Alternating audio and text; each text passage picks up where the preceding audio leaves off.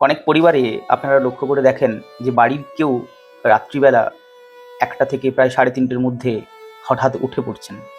ঘরের মধ্যে হাঁটছেন, অকারণে বিরক্ত হচ্ছেন বা আবার ঘুমোতেও পারছেন না। অনেক সময় এটাকে আমরা অশরীরী বা অপ্রাকৃত বলে কিছু মনে করে থাকি। কিন্তু বাস্তবে বেশিরভাগ ক্ষেত্রে এর পেছনে থাকে মন এবং শরীরের কিছু না দেখা সংকেত। দিনের বেলায় আমরা অনেক অনুভূতি চেপে রাখি। রাগ, দুঃখ, ভয়, অপমান, উদ্বেগ।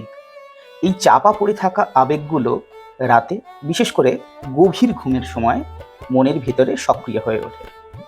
সাধারণভাবে দমিয়ে রাখা আবেগ, অতিরিক্ত দুশ্চিন্তা, মানসিক চাপ, সম্পর্কজনিত টানাপোড়েন, অপ্রকাশিত রাগ, কষ্ট। যখন এই আবেগগুলো প্রকাশের সুযোগ পায় না, তখন শরীর ও মন রাতে অস্থির হয়ে ওঠে, যার ফলে ঘুম ভেঙে যাওয়া, বিরক্তি বা ঘরের ভেতরে হাঁটা শুরু হয়। এখন প্রশ্ন হলো, এই সময়টাতেই কেন হয়? এই সময়টাতে অর্থাৎ রাত্রি ১টা থেকে প্রায় ৩:৩০-র মধ্যবর্তী সময়ে আমাদের ঘুমের একটা বিশেষ ধাপ চলতে থাকে, যাকে বলা হয় রেম স্লিপ। এই যে REM, এই সময়টাতে মস্তিষ্ক দিনের আবেগ ও স্মৃতিগুলোকে প্রসেস করে, প্রক্রিয়া করে। যদি মানসিক চাপ অনেক বেশি থাকে, তাহলে এই সময়েই ঘুম ভেঙে যাওয়া এবং অস্থিরতা বেশি দেখাটা ভীষণ স্বাভাবিক। আচ্ছা, সব সময় কিন্তু মানসিক কারণ নয়।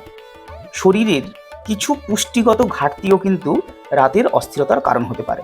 সাধারণভাবে আমরা যেগুলো দেখে থাকি, ম্যাগনেসিয়ামের ঘাটতি, যেখানে শরীর অস্বস্তি লাগে, পেশিতে টান ধরে, ঘুমের সমস্যা হয়।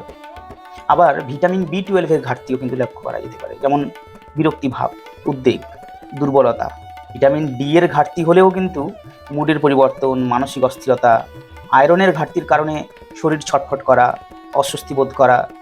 অনেক সময় মানুষ ভাবেন যে অশরীরী কিছু একটা হচ্ছে, অথচ বাস্তবে শরীরের ভেতরেই ঘাটতি তৈরি হয়।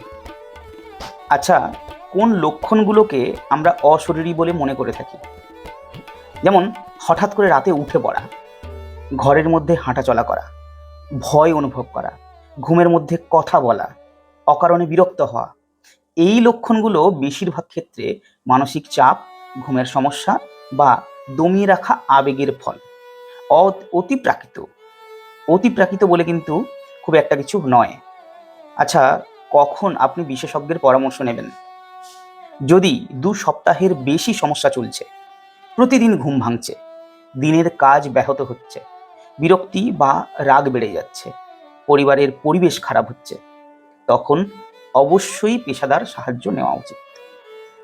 ভীষণ সহজ কিছু পদক্ষেপ নেওয়া যেতে পারে।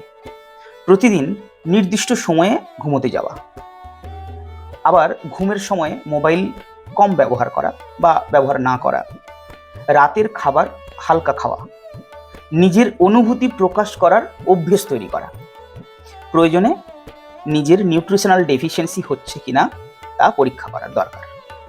যে কোনো আচরণকে অশরীরী বলে ভয় পাওয়ার আগে তার মানসিক এবং শারীরিক কারণগুলো আমাদের খুঁজে দেখা দরকার, কারণ অধিকাংশ ক্ষেত্রেই সমাধান লুকিয়ে থাকে আমাদের মন এবং শরীরের মধ্যেই।